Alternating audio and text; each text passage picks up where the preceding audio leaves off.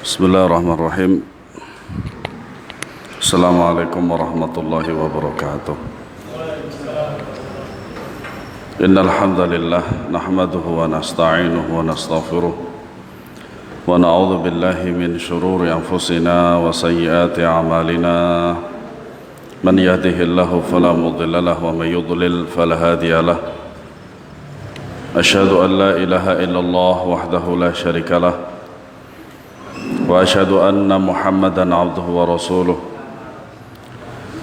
Ya ayyuhalladzina amanu taqullaha haqqa tuqatih wa la tamutunna illa wa antum muslimun. Ya ayyuhan nasu taqu rabbakumul ladzi khalaqakum min nafsin wahidah wa khalaqa minha zawjaha wa batha minhuma rijalan katsiran wa nisaa'a. واتقوا الله الذي تساءلون به والأرحام إن الله كان عليكم رقيبا يا أيها الذين آمنوا اتقوا الله وقولوا قولا سديدا يصلح لكم أعمالكم ويغفر لكم ذنوبكم ومن يطع الله ورسوله فقد فاز فوزا عظيما أما بعد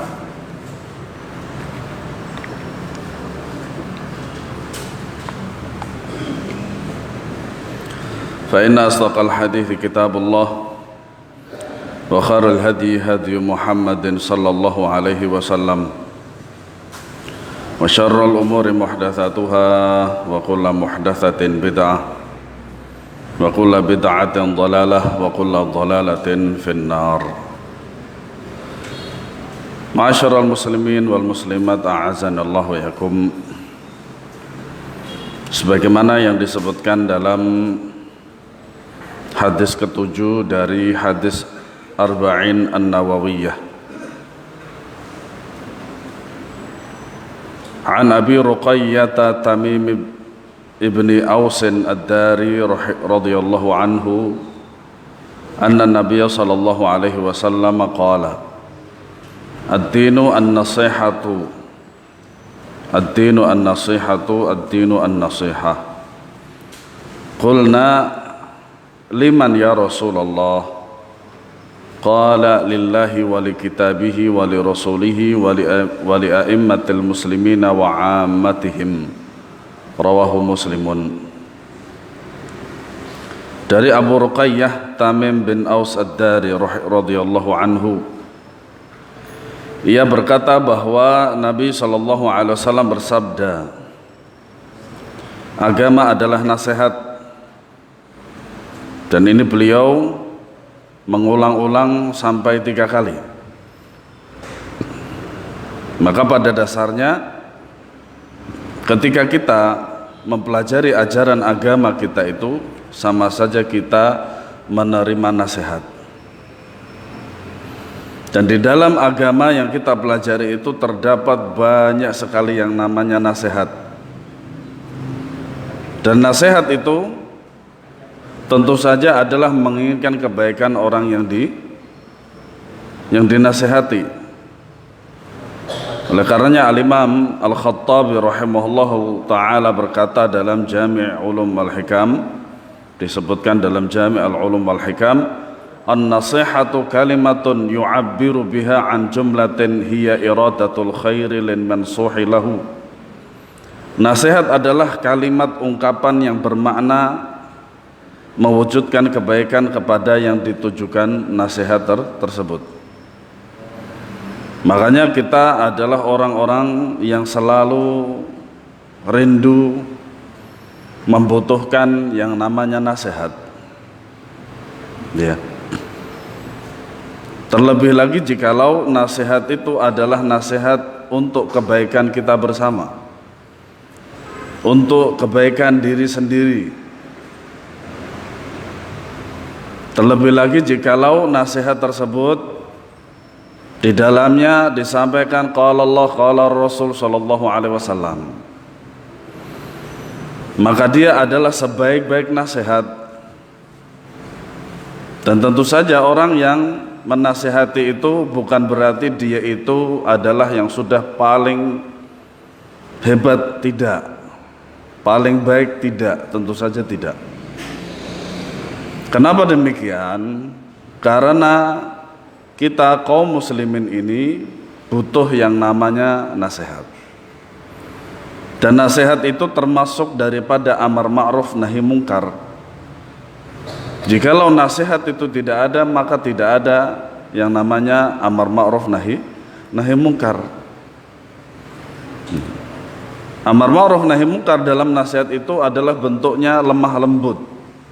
Tidak mungkin seorang itu menasihati dalam keadaan marah, dalam keadaan emosi, dalam keadaan tidak cinta. Tidak mungkin nasihat itu akan terlontar pada keadaan yang semacam ini. Makanya Nabi SAW bersabda, agama adalah nasihat. Kemudian para sahabat radhiyallahu anhu bertanya, untuk siapa?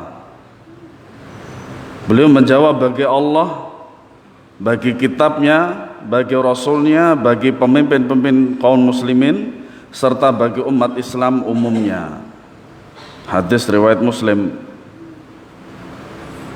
nomor 55. Nah, faedah daripada hadis ini yang pertama adalah ad-din. Dalam hadis maksudnya adalah din, artian dengan agama, dengan artian agama. Sedangkan ad-din lainnya bermakna al-jaza, pembalasan, seperti pada ayat maliki yaumiddin, yang menguasai hari pembalasan. Artinya makna ad-din itu banyak. Yang kedua, nasihat itu begitu penting karena Nabi SAW menjadikannya bagian dari agama. Ya. Nabi SAW memberikan nasihat-nasihat kepada para sahabat. Yang ketiga, bagusnya pengajaran Rasul SAW. Beliau menyampaikan sesuatu secara umum, global terlebih dahulu, kemudian menyebutkan rinciannya. Makanya sebaik-baik pendidik itu adalah Rasulullah SAW. Laqad kana lakum fi Rasulillahi uswatun hasanah. Ya. Yang keempat, para sahabat haus akan ilmu. Apa yang dibutuhkan dipahami dengan baik, mereka selalu menanyakan agar jelas. Jadi inilah yang kita contoh dari para sahabat radhiyallahu anhum. Ya. Yaitu apa? Kita betul-betul mempelajari ilmu syar'i ini adalah untuk diamalkan, dan kita meminta penjelasan dengan sejelas-jelasnya apa yang disampaikan. Ya. Nah, para sahabat rahimahumullah radhiyallahu anhum, mereka adalah contoh terbaik untuk kita. Terlebih lagi dalam masalah ilmu. Mereka itu begitu haus dan begitu semangat untuk mempelajari dan mendapatkan ilmu syar'i. Ya. Maka kita harus mencontoh para sahabat radhiyallahu anhum. Yang kelima, Nabi SAW memulai penyebutan dengan hal terpenting, lalu yang penting lainnya, karena beliau menyebutkan nasihat bagi Allah, lalu kitabnya, lalu rasulnya, lalu kepada imam kaum muslimin, lalu kepada kaum muslimin secara umum. Sedang kitab Allah didahulukan daripada rasul karena kitab itu langgeng, sedang rasul telah tiada, namun nasihat kepada keduanya saling terkait. Ya, ini perihal tentang urutan daripada nasihat tersebut. Ya. Di dalam hadis ini, ketika para sahabat radhiyallahu anhu bertanya kepada, untuk siapa wahai Rasulullah? Untuk Allah. Bukan berarti Allah butuh nasihat, enggak. Ya. Maka nasihat bagi Allah itu mencakup dua hal. Yang pertama adalah mengikhlaskan ibadah hanya kepada Allah, itu maknanya, dan itu maksud daripada apa? Nasihat kepada Allah. Kemudian yang kedua, bersaksi bahwa Allah itu esa dalam rububiyah, uluhiyahnya, juga dalam nama dan sifatnya. Ya. Nah, adapun nasihat bagi kitab Allah mencakup yang pertama, membela Al-Quran dari yang menyelewengkan dan mengubah maknanya. Ya. Makanya sering kita mendapati orang-orang liberal, ya, orang-orang yang tidak puas dengan ajaran-ajaran Allah Subhanahu wa taala dengan Al-Qur'an, mereka mengatakan Al-Qur'an harus direvisi. Nah, ini adalah musuh Allah. Ya, orang-orang liberal. Maka kita harus membela sebagai bentuk kecintaan kita dan keimanan kita kepada Allah Subhanahu wa taala. Membenarkan setiap yang dikabarkan tanpa ada keraguan. Al-haqqu mir rabbika fala takunanna minal mumtarin. Sesungguhnya kebenaran itu datang dari Rabbmu, maka janganlah kalian merasa ragu. Jazakallah khair. Quran yang kita sudah jelaskan pada pembatal keislaman. Mengimani bahwa Al-Quran itu adalah kalamullah, firman Allah secara huruf, makna, dan bukan makhluk. Nah, ini diantara makna maksud daripada yang poin ini, itu kalau kita ingin mendapatkan pemahaman yang sahih dan bagaimana cara membelanya adalah kita membaca sirahnya Imam Ahmad bin Hanbal rahimahullah, ketika beliau betul-betul mempertahankan bahwasanya Al-Quran itu adalah kalamullah, bukan makhluk. Nah, cerita itu sangat menakjubkan sekali, betapa beliau selama 30 tahun ya disiksa hanya gara-gara apa? Ingin menegakkan bahwasanya Al-Quran itu adalah kalamullah. Ya. Nasihat bagi Rasul yang mencakup yang pertama ittiba' kepada beliau, mengikuti setiap tuntunannya. Ya. Yang kedua, mengimani bahwa beliau adalah utusan Allah, tidak mendustakannya. Beliau adalah utusan yang jujur dan dibenarkan. Makanya salah seorang sahabat mengatakan beliau adalah as-sadiqul masduq, as-sadiqu fi kalamihi wal masduqu fi kalamihi. Ya, beliau adalah jujur dalam perkataannya dan dibenarkan dalam setiap perkataan beliau. Menjalankan setiap perintah beliau, menjauhi setiap larangan beliau, membela syariatnya. Mengimani bahwa segala sesuatu yang datang dari beliau sama seperti yang datang dari Allah dalam hal mengamalkannya. Ya.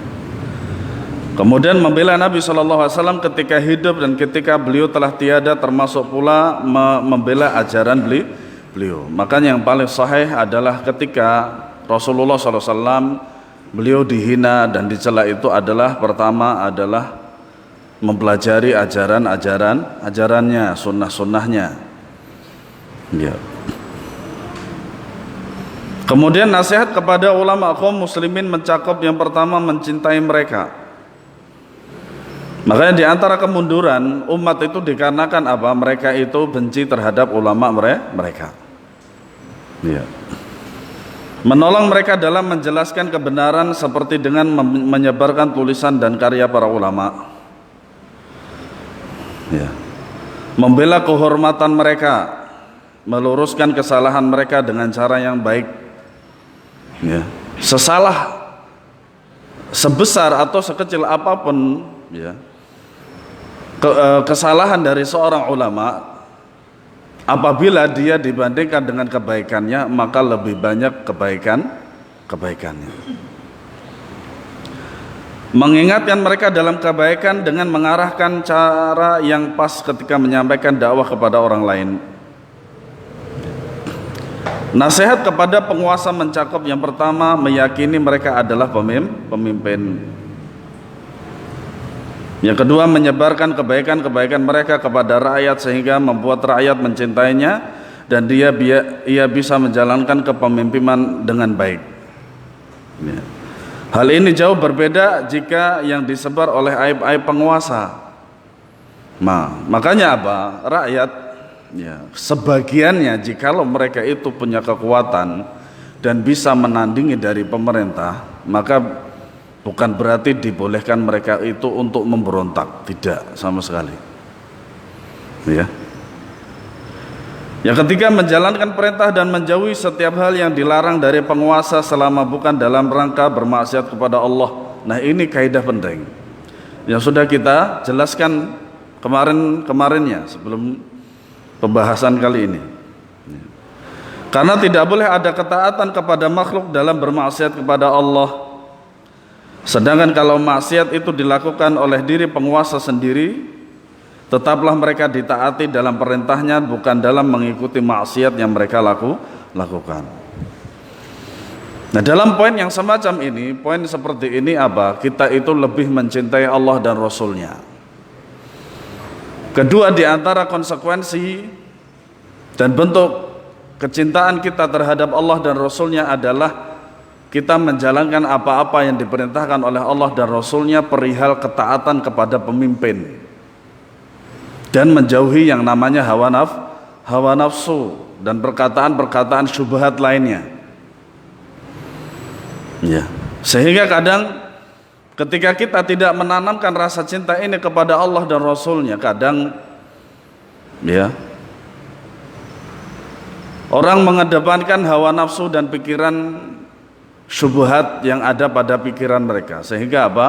Sebagian mereka itu tidak mau dipimpin oleh pemimpin yang ada, tidak mau manut taat terhadap peraturan yang sudah baku.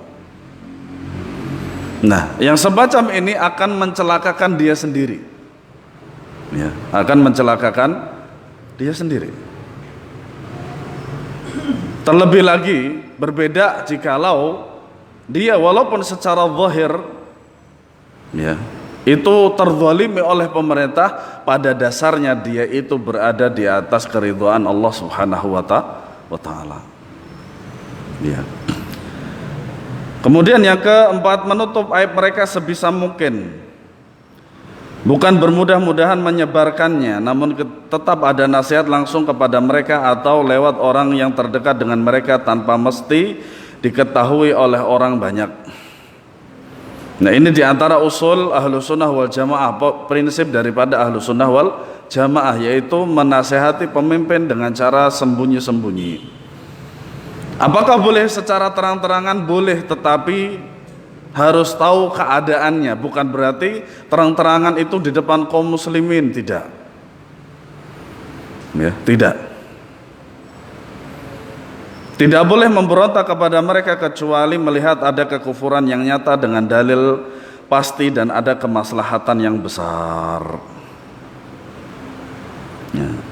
Nah, adapun nasihat dalam masyarakat Islam, pemimpin atau penguasa mesti ada, baik yang memimpin masyarakat maupun masyarakat banyak maupun masyarakat yang lebih khusus. Ya. Oleh karenanya apa? Nasihat itu adalah nasihat yang betul-betul datang dari hati yang ikhlas karena Allah Subhanahu wa taala. Nah, di antara nasihat yang berharga sekali adalah nasihatnya Syekh Muhammad Nasiruddin Al-Albani rahimahullah kepada para pemuda Islam dan penuntut ilmu syar'i. Saya sama antum ini tetap sama, ya, yaitu penuntut ilmu syar'i. Ya, kita senantiasa belajar. Dan beliau rahimahullah ta'ala memberikan nasihatnya itu tidak banyak. Terutama apa yang beliau lihat ya pada zaman beliau. Nah, kenapa judulnya adalah Pemuda Islam dan Penuntut Ilmu? Karena apa yang beliau lihat itu pada waktu itu kebanyakan yang melakukannya adalah para pemuda, dan mereka itu mengaku sebagai talibul ilm. Makanya di sini perlu saya sampaikan, selain itu karena juga saya masih muda, belum tua, dan juga saya seorang talibul ilmi, juga seorang santri. Ya.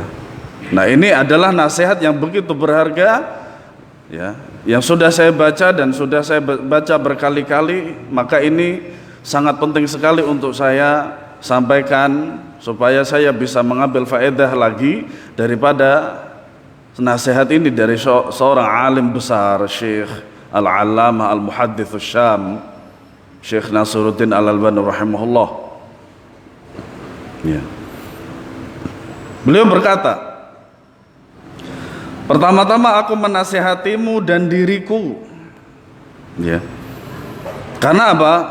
Sebaik-baik nasihat itu adalah diperuntukkan untuk diri sendiri, kemudian orang lain. Kenapa demikian? Karena orang yang memberi nasihat itu bukan berarti dia itu sudah baik, tidak. Tetapi tetap berusaha dan tetap dalam keadaan kebaikan sehingga dia bisa memberi nasihat. Nah, yang sebaik-baik nasihat itu adalah ditujukan untuk diri sendiri dulu. Karena ilmu yang bermanfaat adalah ilmu yang bermanfaat untuk dirinya sendiri, kemudian untuk orang lain. Pertama-tama aku menasihatimu dan dirimu agar bertakwa kepada Allah Jalla Jalaluh. Wa tazawwadu fa inna khairaz zadi taqwa, dan berhiaslah, dan maka sesungguhnya sebaik-baik perhiasan itu adalah ketakwaan kepada Allah. Kemudian apa saja yang menjadi bagian cabang dari ketakwaan kepada Allah Tabaraka wa Ta'ala? Seperti yang pertama, ini sebenarnya nasihat Syekh Albani itu cuma dua poin. Cuman poin yang kedua ini lebih panjang. Kenapa? Karena beliau melihat apa yang beliau lihat dengan mata beliau sendiri, suatu kejadian yang kemudian beliau ceritakan, kemudian beliau nasihatkan. Ya. Makanya nasihat itu tidak perlu panjang-panjang. Ya, kalau mau diulang-ulang maka jangan terlalu sering untuk mengulang. Kenapa? Karena bosan. Antum mau nggak dalam satu hari itu ada 5-7 kajian? Mau nggak? Kan baik itu. Mau nggak? Tidak. Karena apa? Kadang bosan. Nah, pada zamannya Nabi SAW juga demikian. Ada seorang sahabat itu berkata kepada Rasulullah SAW, yang maknanya adalah, kenapa kajiannya nggak tiap hari, nggak tiap waktu? Apa kata beliau? Nanti kalian bosan. Nasihat sedikit tapi mengena itu lebih baik daripada banyak nasihat tapi nggak paham. Nasihat yang pertama adalah, hendakkah kamu menuntut ilmu semata-mata hanya karena ikhlas kepada Allah Jalla Jalaluh, dengan tidak menginginkan di balik itu balasan dan ucapan terima kasih. Allah Ta'ala berfirman, la nuridu minkum jazaa'a wala syukura. Ya, seorang nabi mengatakan, kami tidaklah menginginkan dari kalian balasan ataupun ucapan terima kasih. Ya. Tidak pula menginginkan agar menjadi pemimpin di majelis-majelis ilmu. Tujuan menuntut ilmu hanyalah untuk mencapai derajat yang Allah Jalla Jalaluh telah dikhususkan bagi para ulama. Allah Ta'ala berfirman dalam surat Al-Mujadilah ayat 11, yarfa'illahu alladhina amanu minkum walladhina utul ilma darajat. Allah akan meninggikan orang-orang yang beriman di antara kamu dan orang-orang yang diberi ilmu pengetahuan beberapa derajat. Nah, nasihat semacam ini, kalau kita sering hadir di majelis ilmu, kita sering sekali mendapatkan nasihat yang semacam ini. Yaitu apa? Untuk selalu menuntut ilmu, dan menuntut ilmu itu harus karena Allah Subhanahu wa Ta'ala. Belajar talibul ilm itu adalah ikhlas karena Allah Subhanahu wa Ta'ala.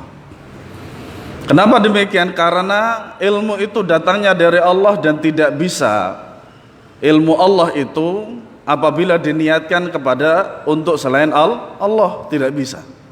Dan Allah tidak akan memberikan orang yang niatnya bukan ikhlas karena Allah Subhanahu wa Ta'ala. Ini adalah nasihat pertama. Nasihat kedua beliau, menjauhi perkara-perkara yang dapat menggelincirkanmu, yang sebagian talibul ilm atau penuntut ilmu telah terperosok dan terjatuh kepadanya. Nah, ini perlu saya sampaikan supaya kita itu tidak terjatuh di dalamnya.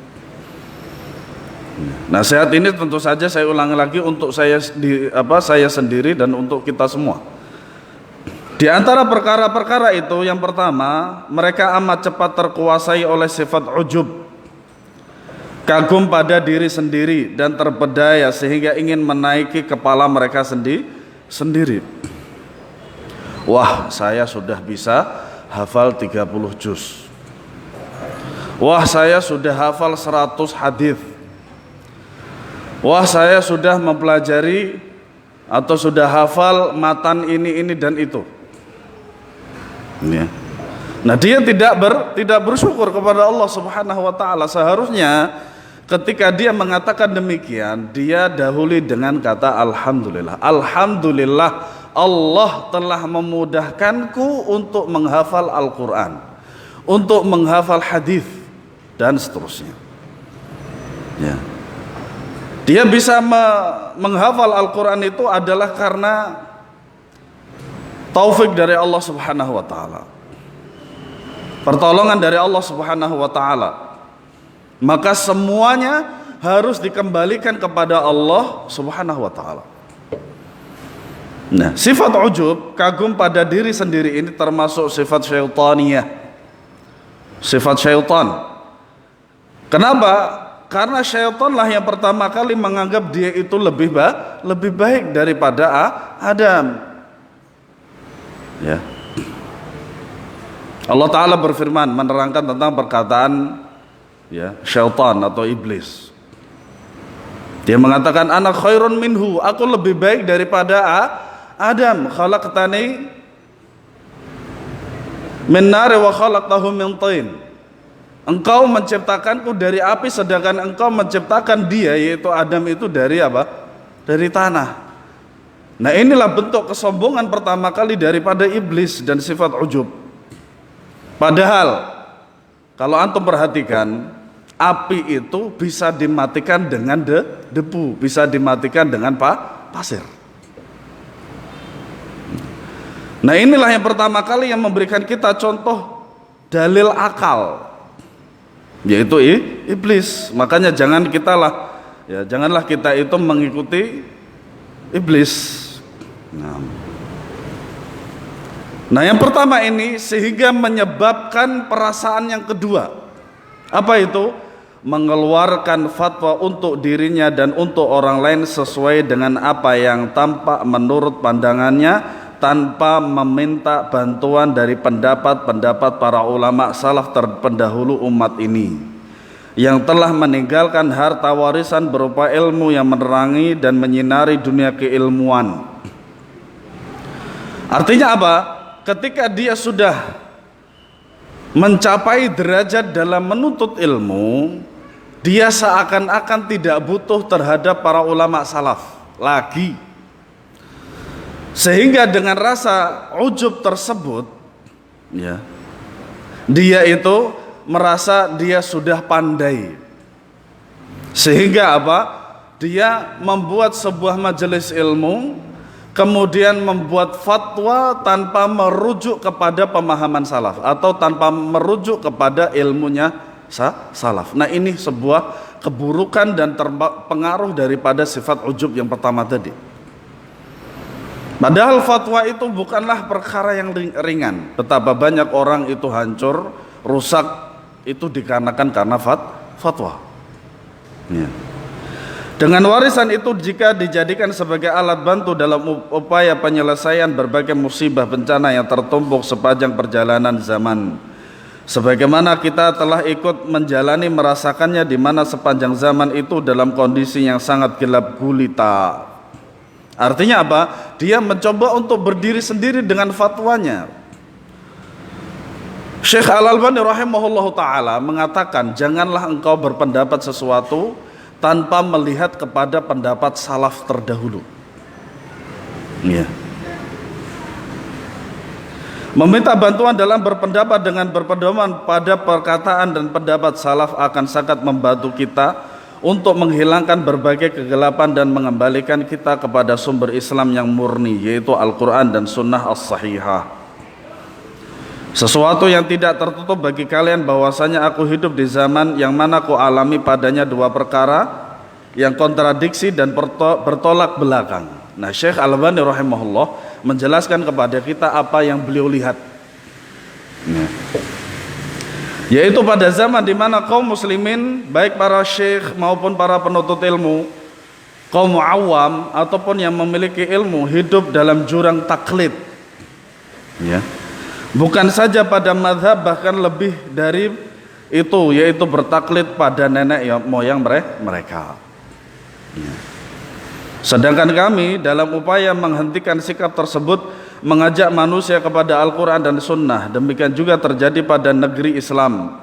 Ada beberapa orang tertentu yang mengupayakan seperti apa yang kami upayakan, sehingga kami pun hidup bagaikan ghuraba, orang-orang asing, yang telah digambarkan oleh Rasulullah SAW dalam beberapa hadis beliau yang dimaklumi seperti innal islama bada'a ghariban wa sayaudu ghariban kama bada' fatuba lil ghuraba. Sesungguhnya awal mula Islam itu sebagai sesuatu yang asing dan aneh, akan kembali asing sebagaimana permulaannya, maka berbahagialah bagi orang-orang yang asing. Dalam sebagian riwayat Nabi SAW bersabda, hum unasun qalilun salihuna baina kathirin man ya'sihim aktsaru mimman yuti'uhum. Mereka al-ghuraba adalah orang-orang yang saleh yang jumlahnya sedikit sekeliling orang banyak, yang mendurhakai mereka lebih banyak daripada yang mentaati mereka. Dalam riwayat yang lain beliau bersabda, humul ladzina yuslihuna ma afsadan nasu min sunnati min ba'di. Mereka orang-orang yang memperbaiki apa yang telah dirusak oleh manusia daripada sunnah-sunnah sepeninggalku. Nah, ini beliau sampaikan apa yang beliau lihat. Nah, setelah beliau menjelaskan apa yang beliau lihat, maka beliau memberikan nasihat. Ya. Aku katakan, kami telah alami zaman itu, lalu kami memulai membangun sebuah pengaruh yang baik bagi dakwah yang dilakukan oleh mereka para ghuraba dengan tujuan mengadakan perbaikan di tengah barisan para pemuda mukmin, sehingga kami jumpai bahwa para pemuda beristiqamah dalam kesungguhan di berbagai negeri muslim, giat dalam berpegang teguh kepada Al-Quran dan Sunnah Rasulullah SAW tatkala mengetahui kesahihannya. Akan tetapi kegembiraan kami terhadap kebangkitan yang kami rasakan pada tahun-tahun terakhir tidak berlangsung lama. Kita telah dikejutkan dengan terjadinya sikap berbalik dan perubahan yang dahsyat pada diri pemuda-pemuda itu. Di sebagian negeri, sikap tersebut hampir saja memusnahkan pengaruh dan buah baik yang sebagai hasil dari kebangkitan ini. Apa penyebabnya? Nah, disinilah letak sebuah pelajaran penting. Penyebabnya adalah karena mereka tertimpa perasaan ujub, membanggakan diri. Nah, ini biasanya sifat-sifat yang semacam ini akan menimpa bagi seorang talibul ilm atau pemuda yang baru ngaji. Begitu semangat dalam ngaji dan juga semangat dalam berdakwah, tetapi tanpa dibarengi dengan ilmu. Nah, selain daripada sifat ujub pada diri sendiri, kadang juga secara zahirnya adalah sikapnya keras terhadap orang yang belum ngaji, atau bahkan memaksakan pendapatnya dia. Pokoknya harus begini karena apa yang telah kita pelajari begitu. Tidak begitu. Maka dalam berdakwah itu butuh yang namanya ilmu dan lemah lembut. Makanya kita tidak bisa menyamakan antara orang yang sudah mengaji dan belum mengaji, itu tidak sama. Ya. Dan terpadai oleh kejelasan bahwa mereka berada di atas ilmu yang sahih. Perasaan tersebut bukan saja di seputar para pemuda Islam yang terlantar, bahkan terhadap para ulama. Perasaan ini muncul tatkala merasa bahwa mereka memiliki keunggulan dengan lahirnya kebangkitan ini atas para ulama, ahli ilmu dan para syekh yang bertebaran di berbagai belahan dunia Islam.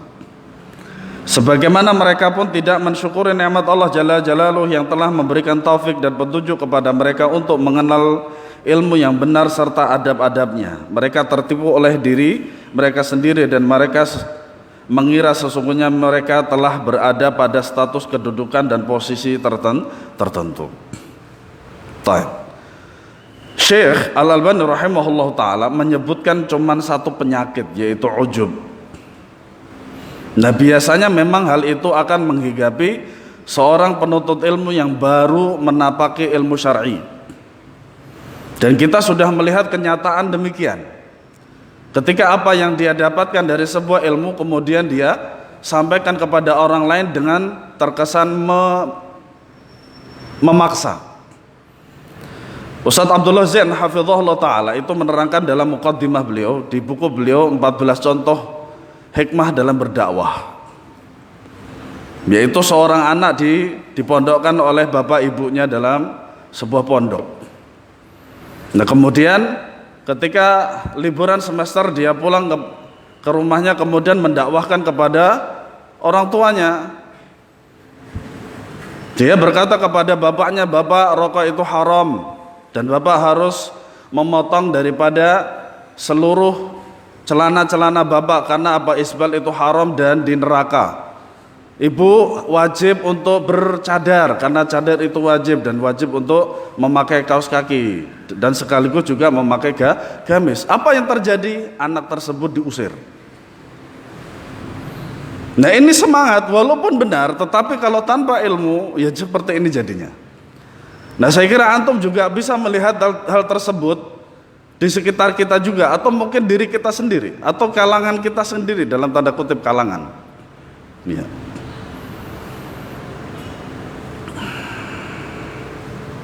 Mereka pun mulai mengeluarkan fatwa-fatwa yang tidak matang alias mentah, tidak berdiri di atas sebuah pemahaman yang bersumber dari Al-Quran dan Sunnah. Maka tampaklah fatwa-fatwa itu dari pendapat-pendapat yang tidak matang ya. Biasanya mereka mengatakan menurut saya, apa yang saya pahami demikian ya.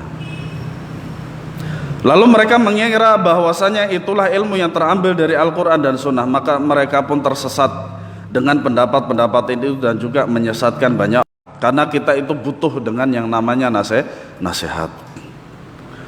Oleh sebab itu saya menasihati saudara-saudara kami Ahlus Sunnah Ahlul Hadis yang berada di setiap negeri muslim agar bersabar dalam menuntut ilmu. Hendaklah tidak terbadaya oleh mereka yang hanyalah mengikuti jalan dan tidak hanya bersandar pada pemahaman-pemahaman murni mereka atau apa yang mereka sebut dengan ijtihad mereka. Saya banyak mendengar pula dari saudara-saudara kami, mereka mengucapkan kalimat itu dengan sangat mudah dan gampang tanpa memikirkan akibatnya. Seperti perkataan saya berijtihad, atau saya berpendapat begini, atau saya tidak berpendapat begitu. Dan ketika Anda bertanya kepada mereka, kamu berijtihad berlandaskan pada apa sehingga pendapatmu begini dan begitu? Nah ini penting banget ya. Apakah kamu bersandar pada pemahaman Al-Quran dan Sunnah Rasulullah SAW serta ijma' kesepakatan para ulama dari kalangan sahabat Rasulullah SAW dan yang lainnya? Ataukah pendapatmu ini hanya hawa nafsu dan pemahaman yang pendek dalam menganalisa dan beristidlal, mengambil dalil ya. Terlalu cepat mengambil sebuah keputusan, beristimbat, mengambil hukum dari sebuah dalil tanpa menganalisa sebuah keadaan perkara itu dengan sebaik-baiknya. Inilah realitanya berpendapat berdasarkan hawa nafsu, pemahaman yang kerdil dalam menganalisa dan beristidlal. Ini semuanya dalam keyakinanku disebabkan karena perasaan ujub, kagum pada diri sendiri dan terbedaya. Nah itulah pengaruh buruk daripada ujub. Oleh sebab itu saya jumpai di dunia Islam sebuah fenomena gejala yang sangat aneh tampak pada sebagian karya-karya tulis. Fenomena tersebut tampak di mana seorang yang tadinya sebagai musuh hadis menjadi seorang penulis dalam ilmu hadis supaya dikatakan bahwa dia memiliki karya dalam ilmu hadis. Padahal jika Anda kembali melihat tulisannya dalam ilmu yang mulia ini, akan ada jumpai sekedar kumpulan nukilan-nukilan dari sini dan dari sana. Lalu jadilah sebuah karya tersebut. Nah, apakah faktor pendorongnya dalam melakukan hal itu, hai anak muda? Faktor pendorongnya adalah karena ingin tampak dan muncul di permukaan sebelum waktunya. Ya. Makanya tahsilul ilm, membangun pondasi ilmu-ilmu syar'i yang usul itu butuh waktu yang lama. Ya, tidak cukup 20 tahun itu tidak cukup Ya. Karena apa? Karena kadang ketika kita mempelajari ilmu-ilmu usul itu, kadang ada juga hawa nafsu maksiat yang menyertai kita, sehingga kadang kita terjatuh ke dalam maksiat tersebut. Sehingga maksiat itulah yang menghalangi kita untuk bisa memahami ilmu usul.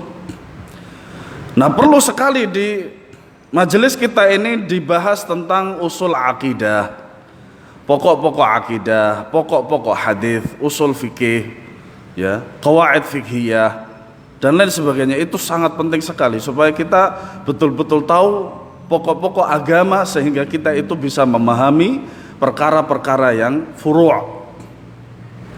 Ya.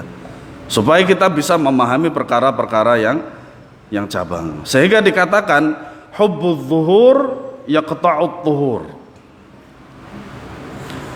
Hubbudz zuhur yaqta'udz zuhur.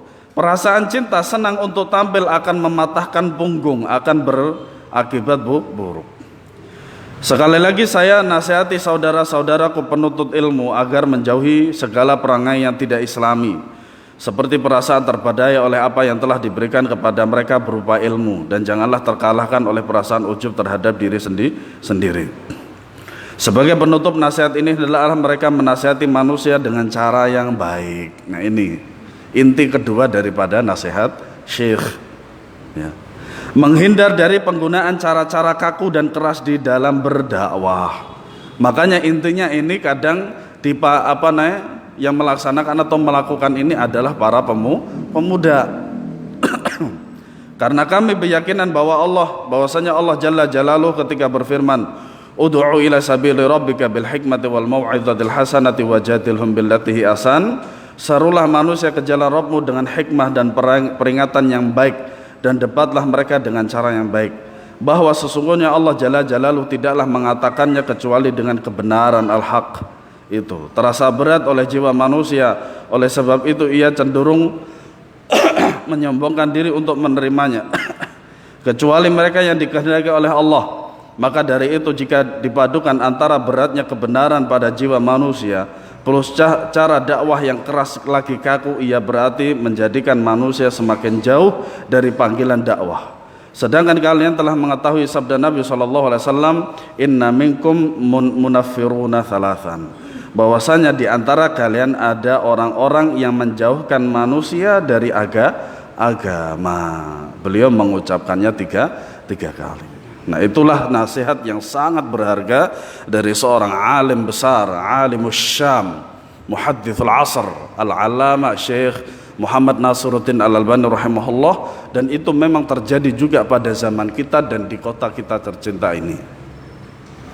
Nah, gunanya saya sampaikan nasihat yang semacam ini adalah untuk diamalkan tentu saja, dan membuang jauh-jauh rasa yang namanya ujub, ya, rasa ujub.